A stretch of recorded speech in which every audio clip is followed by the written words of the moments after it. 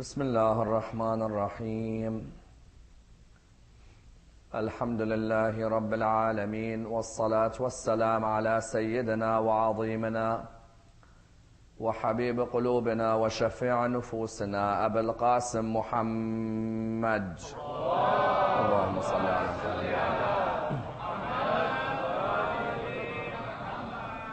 وعلى أهل بيته الطيبين الطاهرين وأصحابه الغر الميامين. الحمد لله الذي جعلنا من المتمسكين بولاية سيدي ومولاي علي بن أبي طالب. اللهم صل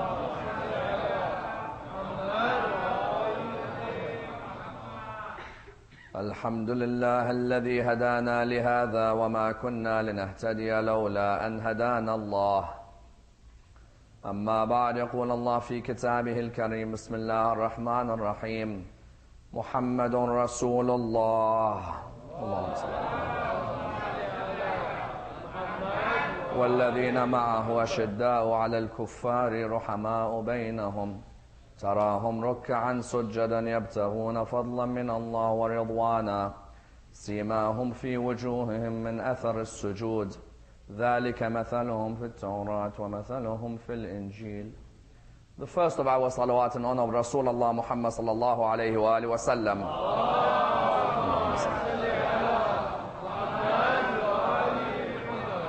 The second in honor of Amir al-Mu'mineen Ali ibn Abi Talib.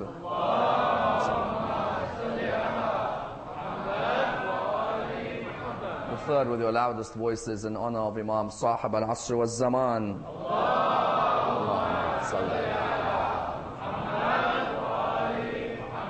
Respected brothers and sisters, Assalamu alaikum wa rahmatullah wa barakatuh. Abu Dhar al-Ghafari occupies a prominent position within the religion of Islam and is seen as one of the greatest companions not only of our Holy Prophet but also of Amir al-Mu'mineen salawatullah wa salamuhu alayhima.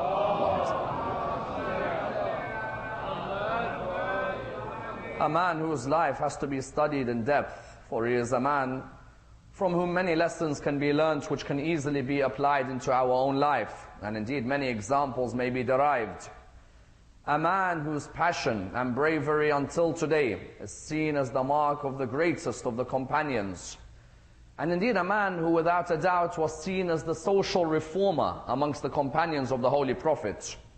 And the idea that many sociologists until today who study the religion of Islam continue to gain from the lessons of the life of Abu Dhar al-Ghafari in the way he interacted with the society that surrounded him.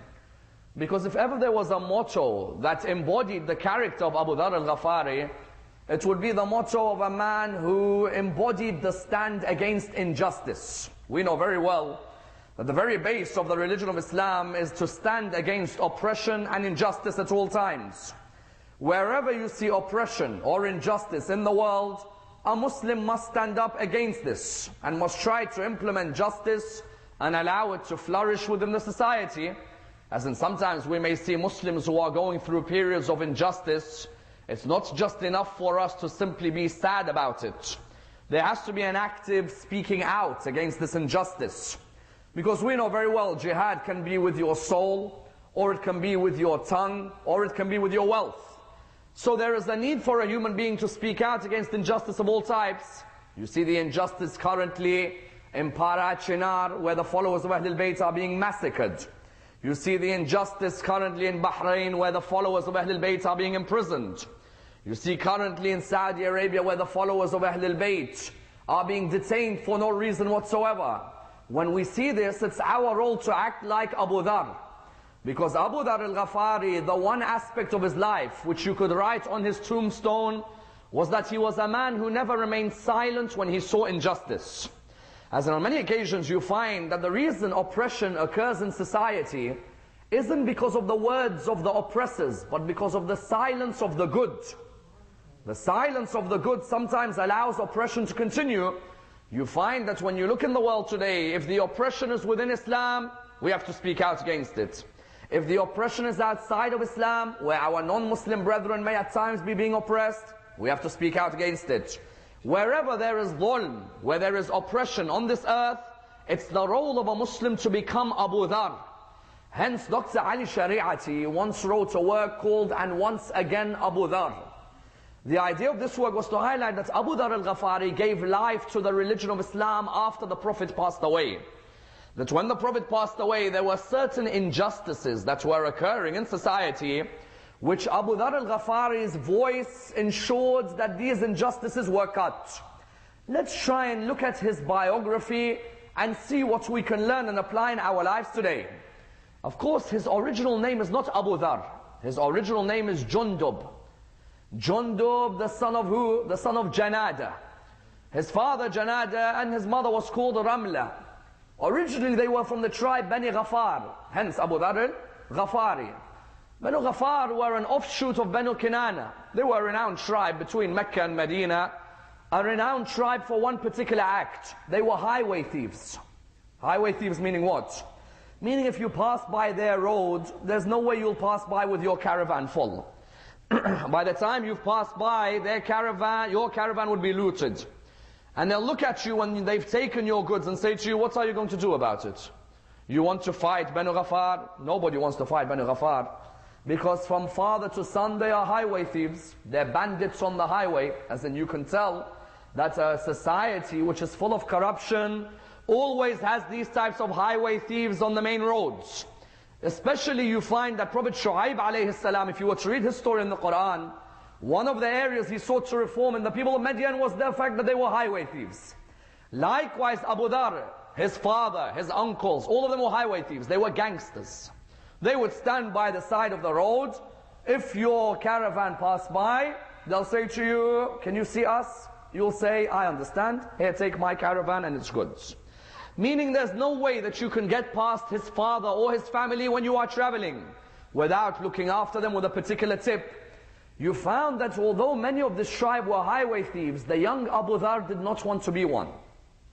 Abu Dhar al-Ghafari at a young age used to make it clear, I have no interest in being one of you in terms of your job. I'll just remain a farmer. I'll be a shepherd. I'll look after the sheep, nothing more. You can go and do what you want to do. I'm not entertaining any such activity.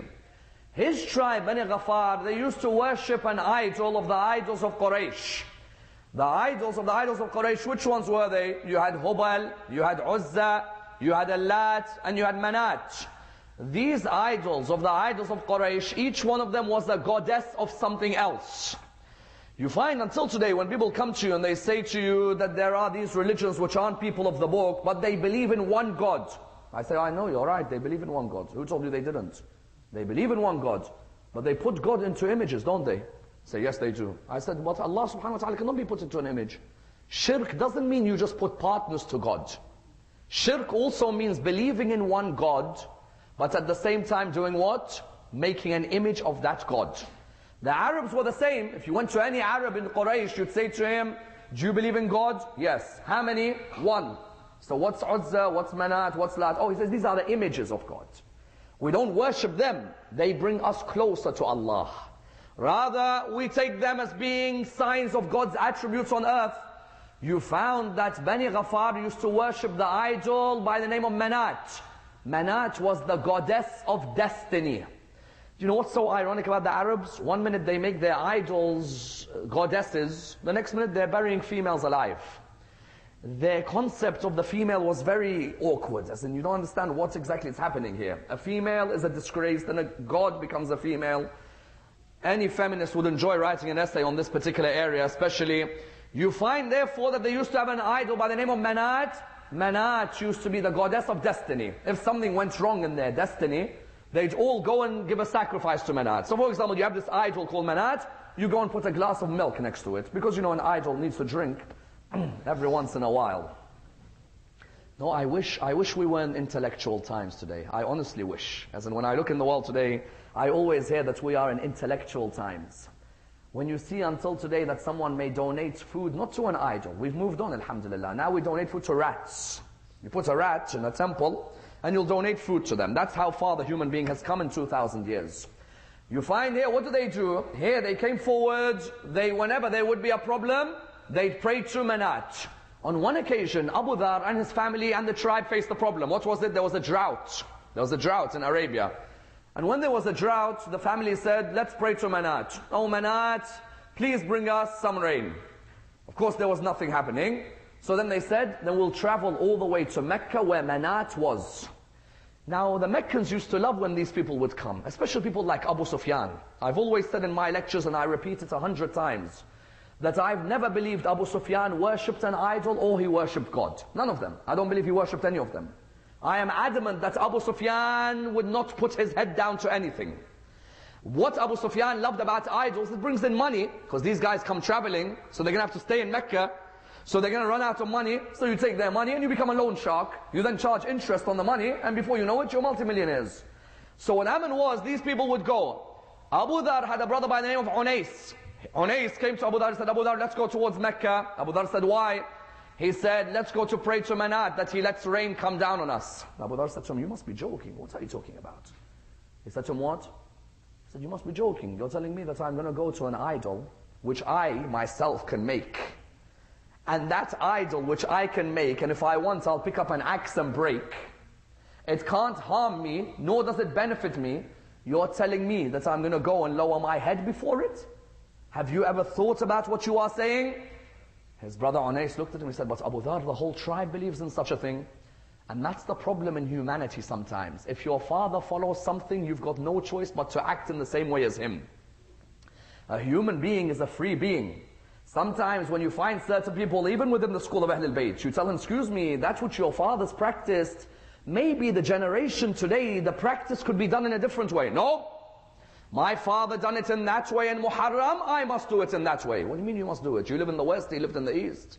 As in the West, the way they see these things are different from the way they see them in the East. No, my family practiced in this way, I don't care if the Western mind is in the same, we have to continue. You find sometimes the human being's mind can be rigid. Likewise, Abu Dhar told his brother Unais, he said, Unais, leave these people. Unais said, so what shall we do? It's a drought. He said, we'll go to our maternal uncle's house, we'll go and stay in his house, and we'll be happy there. Until the drought is over, we'll come back. When the two of them went to their uncle's house, the rest of Bani Ghafar became jealous of them.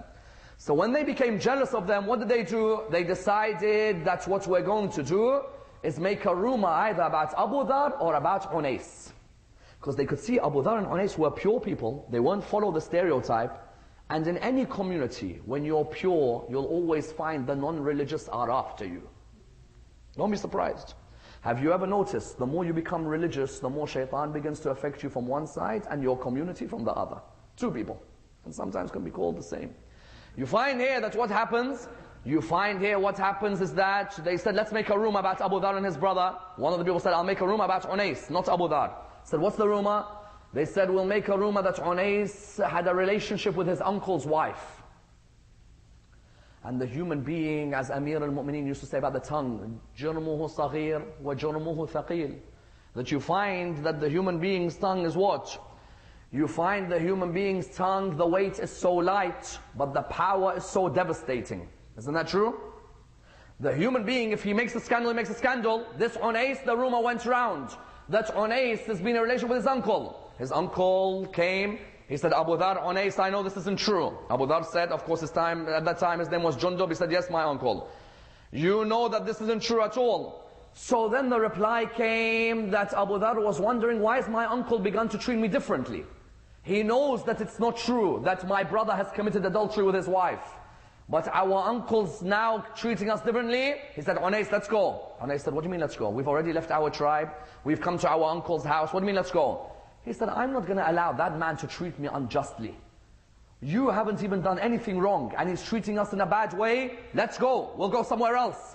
He said, Unais, never sit down when you see injustice. Get up and speak. And if the people don't like you speaking, you continue speaking.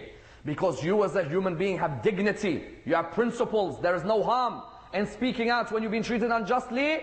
What do the narration state? The narration state that Abu Dhar and Unais left. They were waiting to see which caravans were passing by. A caravan was passing by going towards Mecca. Abu Dhar said to them, why are you going towards Mecca? The reply that came was, we're going because we've heard that there is a man who's come with a new message. Which message? They say this man has come with a message, but he cannot bring the message out. He cannot come out publicly with the message. Abu Dhar said to his brother Unais, he said, Unais, go check what the message is. Unais said, very well. Unais went and was the first of the brothers to meet the Prophet.